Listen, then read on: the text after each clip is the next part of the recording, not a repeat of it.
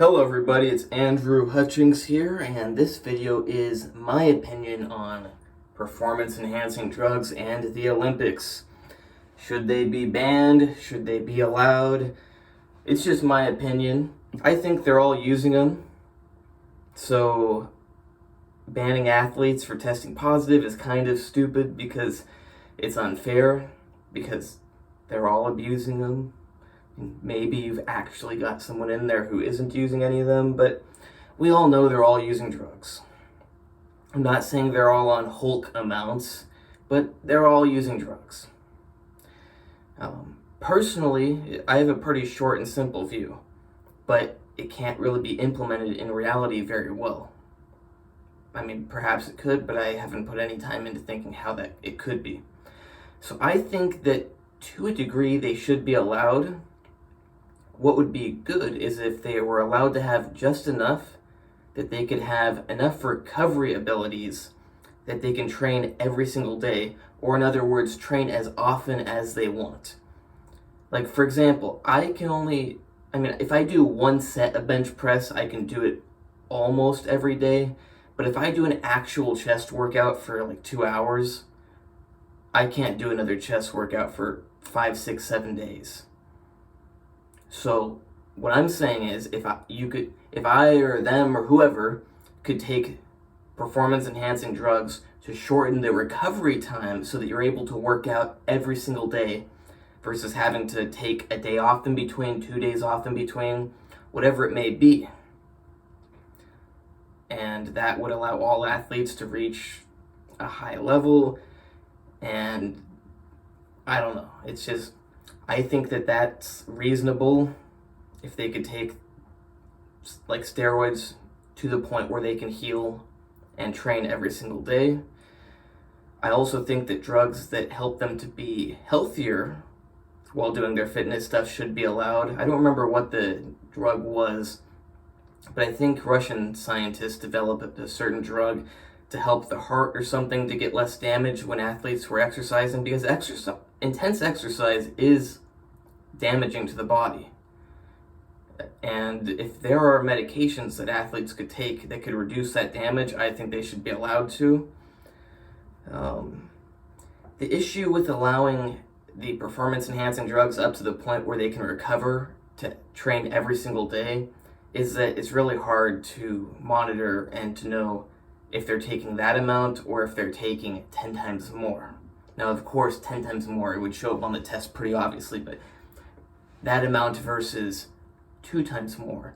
And the reason it's really difficult is because it's different for every person's body. So somebody may only need 120 milligrams of test a week to be able to work out every day, but somebody might need 200 milligrams of test a week to work out every day.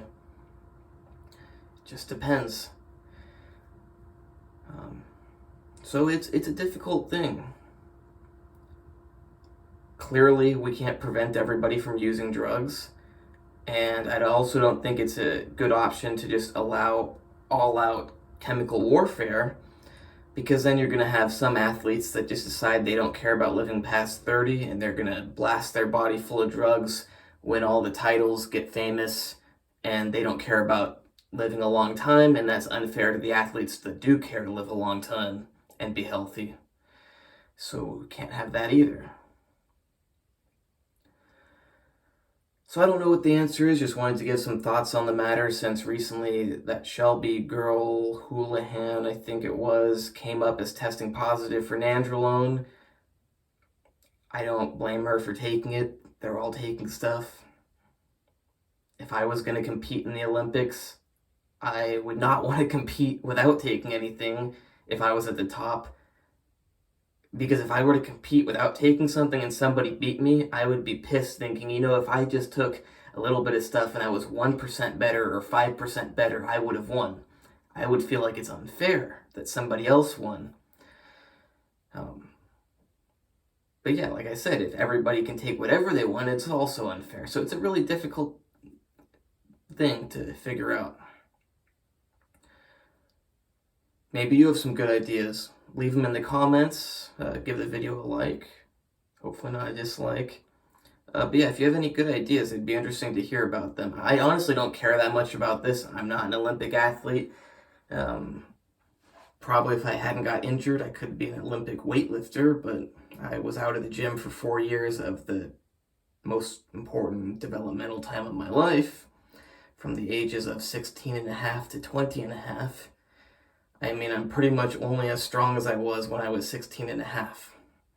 So I can only imagine if I didn't get injured back then, where I'd be today.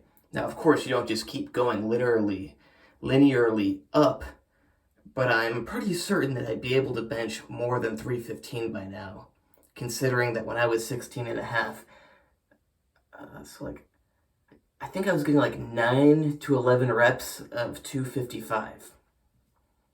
And honestly, that'd be hard for me to do right now. Like, I could probably do it, because I can do like 14 reps of 225, and I can do like 7 reps of 275.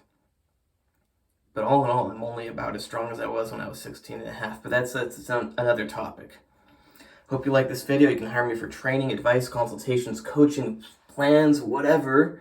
Same thing with diet and supplements. You cannot hire me for medical advice, but you can hire me to consolidate medical information, put it all in one place along with my opinion.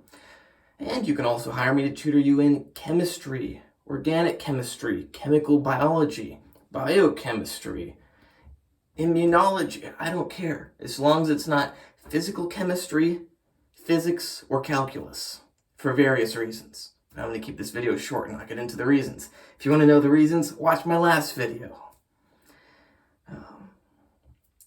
And yes, I know I need to diet down, but and what's funny is, I always, for the most part, fail with dieting, but I do get to leaner points at certain points in time, and then I look back and I'm like, it's funny, because like, I'll look back and I'm like, oh yeah, I thought I was failing at dieting back then, and I looked pretty good. I'm really failing at dieting now. I gotta fail less like I was before, because I was screwing up. I mean, a few days ago, I looked a lot better than I do today, because for the last few days, I've just been sitting around all day doing stuff on my computer and eating. A few days can make a difference.